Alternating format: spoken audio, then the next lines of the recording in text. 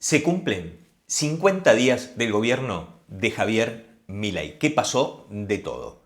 Corrección de precios relativos, devaluación, inflación, ley ómnibus, decreto de necesidad de urgencia, su presentación en Davos. Y déjame contarte por qué la característica del gobierno de Javier Milei es un gobierno de 70-30. ¿Qué es eso? No te lo pierdas.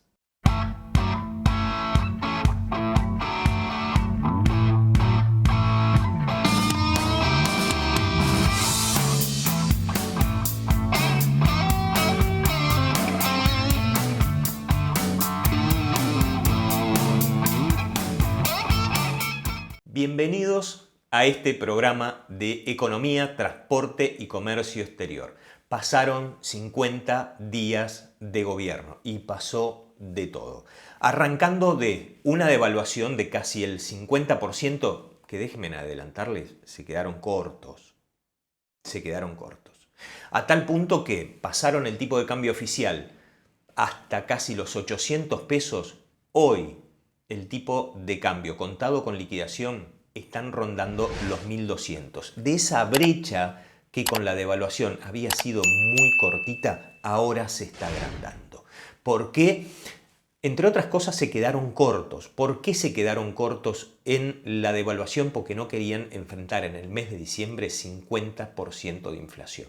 Y sí desdoblarla en 25 en el mes de diciembre y 25 posiblemente lo que sea en el mes de enero. Tratando de que el impacto sobre el salario real sea lo menor posible, a pesar de que licuaron activos públicos y aparte que licuaron salarios. ¿Por qué? Porque las paritarias todavía no se iniciaron. Para que eso no genere demasiada presión en el gobierno desde el punto de vista del lado sindical, decidieron desdoblarlo. ¿Qué significa esto? Que en el mes de marzo, más tardar, van a tener que hacer una devaluación similar a la que no quisieron hacer en un primer momento. ¿Por qué? Porque el tipo de cambio de equilibrio hoy en la Argentina está rondando los 1.200 a los 1.300 pesos por dólar. Sin embargo, todas estas medidas, entre otras cosas, le permitieron al gobierno que aumenten las liquidaciones del único sector exportable y el único sector, entre comillas, competitivo que tiene la Argentina, que es el agro. A través de esas liquidaciones, el gobierno pudo hacerse de una cantidad de dólares que no tenía. Y desde el 11 de diciembre hasta el 26 de enero acumulan alrededor de 5.937 millones de dólares que el Banco Central logró comprar y poquito más de 3.000 millones de dólares en lo que va del mes de enero.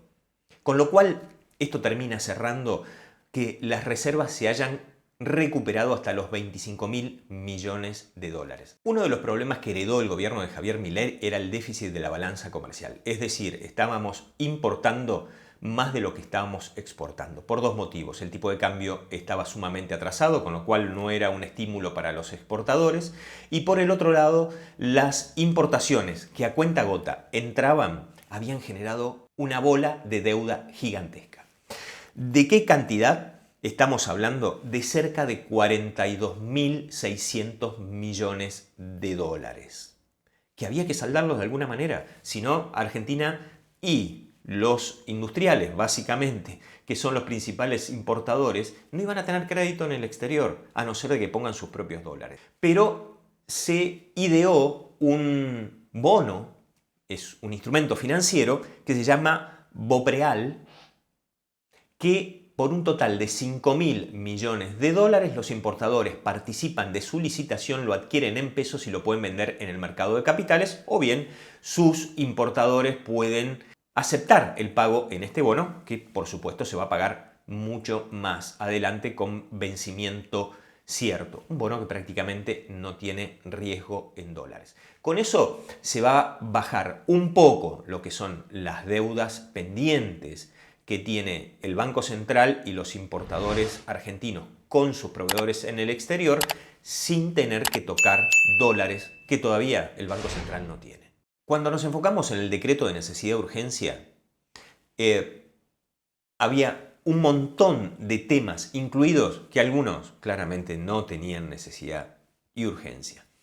Pero bueno, eran parte de un proceso de negociación y una punta de lanza para los cambios que el gobierno de Javier Milei propone, casi ideológicos. Pero déjenme repasar algunos de los puntos, no van a ser muchos.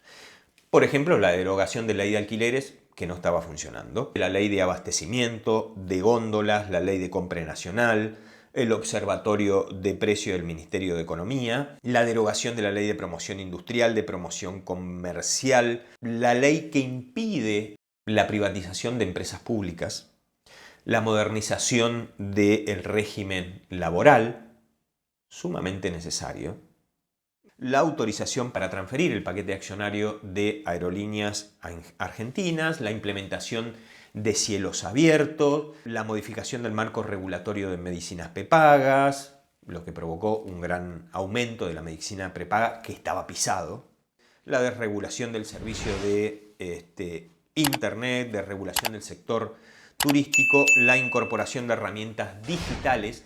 ¿Qué va a pasar con esto? Lo que tiene que ver con los decretos de necesidad de urgencia son aprobados o desaprobados. Y punto. No hay mucho más. ¿En dónde se basa la negociación? En ver qué cosas se pueden tachar. Si a Javier Milei no lo limita su rigidez ideológica, tiene muchas chances de que este decreto salga definitivamente. La denominada ley ómnibus ya en su título es una declaratoria. Se llama Bases y puntos de partida para la libertad de los argentinos. Y es una ley que implica un cambio cultural y estructural de la Argentina. ¿Qué incluye esta ley? Lo que tiene que ver con la emergencia pública, las privatizaciones de empresas públicas, la política de calidad regulatoria, el control interno de la administración pública, la actividad política y la función pública, la reorganización económica, la bioeconomía, la seguridad y defensa, los juicios por jurado, el sistema electoral y la educación. ¿Cuántos artículos tenía esta ley? 650. En lo que lleva de tratamiento en comisión, esto terminó en 530. Esta ley está muy próxima a que se apruebe. Los votos casi estarían. El concepto de esta ley también es 70-30. El 30% de esta ley estaba con capacidad de poder ser postergada y discutida mucho más adelante. Y así va a terminar siendo. De esos 650 artículos que tenía la ley ómnibus, 530 fueron los que quedaron. Permítanme contarles qué fue lo que se quitó de esa ley declarativa. No se va a incluir el blanqueo, no va a estar incluida la moratoria, el adelanto de bienes personales, la ley de ganancias, que era la restitución de la ley de ganancias, el aumento de las retenciones, que eso era bastante importante, se llevaban las retenciones al 15% prácticamente a todos los bienes exportables. Ya anteriormente, a la última semana, se habían sacado la implementación del juicio por jurados a nivel federal, se había quitado a YPF del listado de empresas que podían ser sujetas de privatizaciones, la ley de salud mental, la ley de sociedades, la reforma electoral y las modificaciones al Código Civil y al Código Penal. Pero quedan un montón de artículos que en realidad plantean un proceso de transformación. El propio ministro de Economía expresó de esta manera por qué retira el paquete fiscal, que era lo último que estaba trabando las negociaciones para que la ley ómnibus saliera. Escuchémoslo.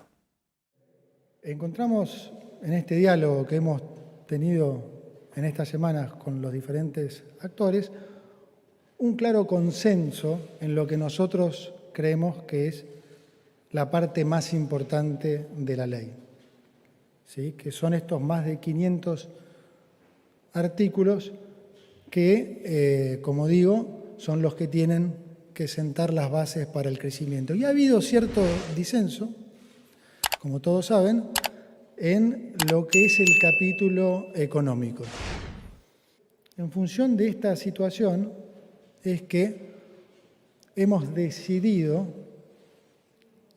retirar el capítulo fiscal de la ley de bases, de manera de facilitar y acelerar su aprobación.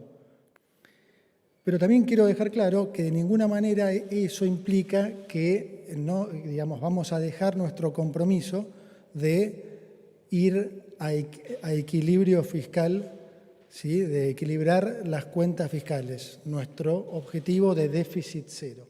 ¿Qué era lo que pretendía el paquete fiscal que en definitiva el ministro retiró? Por un lado, reemplazar el impuesto inflacionario por el impuesto a las ganancias, por los derechos de exportaciones, que subía prácticamente a 15% todas las exportaciones. También pretendía más proteccionismo, incluyéndole el impuesto país a las importaciones. En ese momento estaban solo las exportaciones, que era llevarlo al 17,5%. Y con todo este paquete pretendía recaudar 0,8% del PBI. Nada despreciable si se quiere bajar el déficit fiscal. Por supuesto que proponer un cambio tan radical en una estructura que ya lleva más de 40 años en la Argentina termina tocando un montón de intereses. Javier Milei es el presidente que le han hecho el paro más rápido de la nueva democracia desde 1983 en adelante. Solo 45 días demoraron en hacerle un paro. Paro en contra del decreto de necesidad de urgencia y de la mega ley o la ley ómnibus que está proponiendo. ¿Para qué? Para que no apruebe ninguna de las dos. Dentro de ambos, ¿hay cambios importantes? Sí. ¿Hay cambios profundos? También. ¿Hay cambios radicales? Por supuesto. Hay cambios que tocan los intereses, entre otras cosas, lo que tiene que ver con las obras sociales, con la posibilidad de elegir si aporta o no al sindicato, a cada uno de los trabajadores. Tocan intereses de la corporación gremial argentina que tuvieron durante muchísimos años. Por supuesto que tocar tantos intereses implica recibir presiones, implica resistencia. Pero por otro lado se está dando en la Argentina, independientemente que cada uno de ustedes que está escuchando este video esté de acuerdo o no con el gobierno de Milei, que por otro lado ganó con el 56% de los votos, proponiendo algo que fue votado y que está llevando adelante aquello que propuso y en teoría fue votado por eso. Pero se está dando algo que en la Argentina no se daba durante mucho tiempo, que es discutir todos los temas. Los diputados y los senadores, por supuesto, cuando llegaron un proyecto de ley con 600 artículos, nunca habían trabajado tanto. De hecho, el último año prácticamente el Congreso de la Nación no trabajó. ¿Y saben qué es sano? Que el Congreso discuta. Por primera vez que se den discusiones profundas, que se generen tensiones. Se está rediscutiendo la estructura de la Argentina. ¿Cómo va a terminar esto? Tiene final abierto. Pero créanme que es sumamente sano que los poderes estén funcionando. El Ejecutivo proponiendo, en el marco de lo que ellos creen que son las necesidades que tiene la Argentina, que por cierto son un montón. El Congreso discutiendo, teniendo en cuenta los intereses de la gente, los intereses de la provincia, los intereses de los sectores productivos e incorporando a los sectores productivos a esa discusión. Y esto es inédito, tanto como que Javier Milei haya sido presidente, siendo una persona que no tenía una estructura política para llegar, un outsider como le suelen decir ahora. Pero esto, créanme, es sumamente sano lo que está ocurriendo y también es rupturista desde ese lugar. Son los cambios de tiempo. La Argentina entró en un nuevo ciclo y este ciclo va a generar profundos cambios. Los espero en el próximo video para seguir analizando lo que pasa en la Argentina con la economía, el transporte y el comercio exterior. Suscríbanse, pongan me gusta y los espero en el próximo video.